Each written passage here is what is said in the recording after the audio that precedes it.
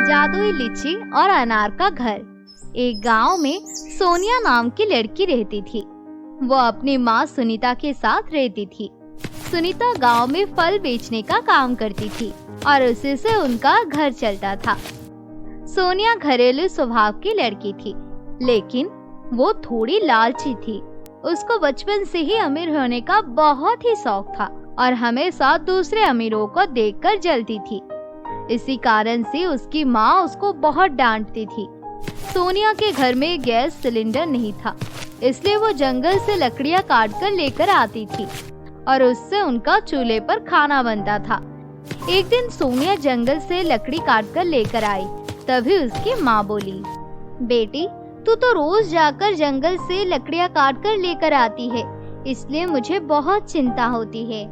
लेकिन क्यों माँ, मैं तो जंगल जाकर सीधा घर वापस आती हूँ, मैं कहीं और कभी नहीं जाती। लेकिन बेटी, तू जिस जंगल में जाती है वो एक डरावना जंगल है। गांव के सभी लोग इस जंगल में जाने से डरते हैं।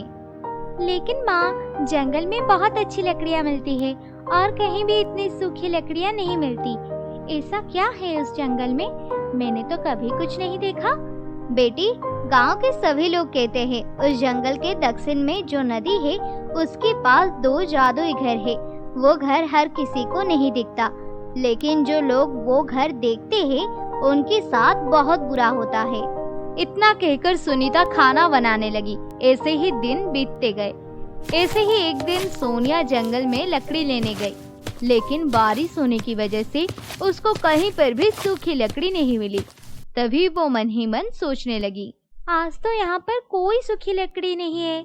मैं काम करती हूँ, जंगल के और अंदर जाकर देखती हूँ। इतना सोचकर सोनिया जंगल के और अंदर जाने लगती है, लेकिन उसने ध्यान नहीं दिया। वो दक्षिण की तरफ एक नदी के पास आ गई। जब वो वहाँ से गुजर रही थी, तब उसे वहाँ पर एक छोटी खरगोश दिखा। उस खरगोश के पैर में एक कांटा घुस गया था और उसके पैर से खून निकल रहा था। इस खरगोश की हालत कितनी खराब है, मुझे इसकी मदद करनी चाहिए। इतना सोचकर सोनिया ने उस खरगोश के पैर में से वो कांटा निकाल दिया और उसके पैर से खून निकलना बंद हो गया। तब वो खरगोश वहाँ से जाने लगा। सोनिया भी उस खरगोश का पीछा करने लगी। कुछ देर जाने के बाद उसे 2 जादुई फलों के घर दिखाई दिए। उनमें से एक जादुई लीची का घर था और दूसरा जादुई अनार का घर था। ये देखकर सोनिया बहुत ही हैरान रह गई। माँ ने जिन जादुई घर के बारे में बताया था, लगता है ये वही घर है, लेकिन ये जादुई फलों का घर है। मैं पहले इस जादुई लीची के घर के अंदर जाकर देखती हूँ, शायद इस जादुई लीची के घर में कोई जादुई चीजें होगी। इतना सोचकर सोनिया जादुई लीची के घर में जाती है। उसने अंदर जाकर देखा, वो जादुई लीची का घर अंदर से सोने से बना हुआ है और उसमें बहुत सारे सोने के सिक्के भी है। ये देखकर सोनिया बहुत खुश हो गई और मन ही मन सोचने लगी, अब तो मैं अमीर हो गई, अब मुझे कोई भी काम करने की जरूरत नहीं है। लेकिन मैं अकेले इतने सारे सोने के सिक्के कैसे ले जाऊंगी? मैं एक काम करती हूँ, आज कुछ सोने के सिक्के ले जाती हूँ, अगले दिन मैं फिर आकर यहाँ से थोड़ी और सोने की सिक्के लेकर जाऊंगी।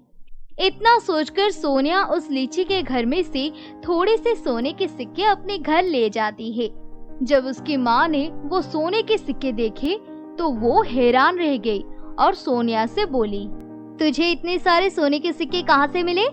कहाँ गई थी तू? मुझे सच्ची सच्ची बता। माँ से डांट खाने के चक्कर में जादुई फलों के घर के बारे में कुछ नहीं बताया, अपनी माँ से झूठ बोल दिया। अरे माँ, मैं तो जंगल में गई थी, लेकिन जब मैं वापस लौट रही थी तब मैंने देखा ये सोने के सिक्के रास्ते में किनारे पर गिरे हुए थे, इसलिए मैं इन्हें उठाकर घर ले आई। ठीक है, ये तू मुझे दे दे, इनको मैं संभाल कर रख देती हूँ। शायद किसी से ये गलती से गिर गई होंगे।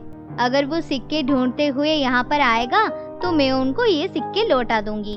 इतना कहकर सुनीता ने वो सोने के सिक्के अपनी संदूक में रख दिए। ये देखकर सोनिया को गुस्सा आया और वो अपने कमरे में चली गई। वो बस उन दोनों जादुई घरों के बारे में ही सोच रही थी। तब उसे कुछ याद आया। मैंने तो ध्यान ही नहीं दिया। मैं तो बस उस लीची के घर में ही गई थी, लेकिन वहाँ पर तो अनार का भी घर था। लगता है उस अनार के घर में और भी महंगे महंगे सामान होंगे।